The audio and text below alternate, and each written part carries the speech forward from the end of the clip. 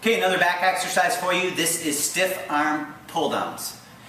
I can tell you this is a little bit more advanced movement only because most people don't understand how to use proper form when they use this. Okay, the whole idea of this is it's not an exercise that I recommend that you do right out of the gate at the beginning of your workout. This is more of a superset finisher or a triple drop set finisher or some type of burnout exercise towards the end of your workout because it's more of an isolation exercise. So instead of pulling down and bending your arms, you're simply going to do a stiff arm pull down. So I have the cable up here. This cable is a little bit more difficult because the cable isn't in the center, it's on the outside, so it's going to require a little bit more balance and coordination. Now, a couple things on this. Number one, again, I'm big on this.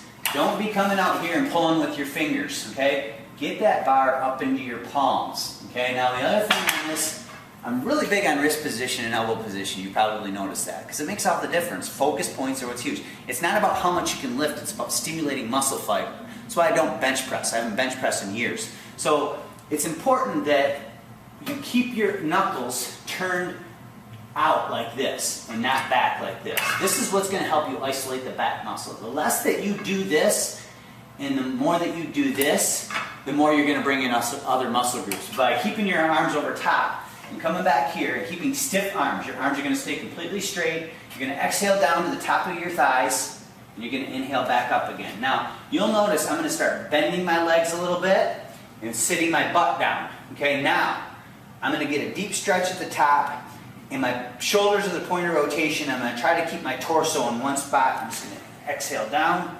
I'm going to inhale back up. I'm going to exhale down. And I'm going to inhale back up. Now you might have to play with walking in or stepping out a little bit just to get your right angle as you're doing this. A lot of times as I'm doing it, I'll shift my feet around to get the right angle. But notice my wrist, exhaling down and inhaling up. Now, you'll know for a fact if you're doing this the wrong way because you'll start feeling it like crazy in your triceps. And if you position your wrists the right way and your arms the right way, it'll shift from here and it'll go down here to your lat muscle. And that's the introduction to the stiff arm pull down.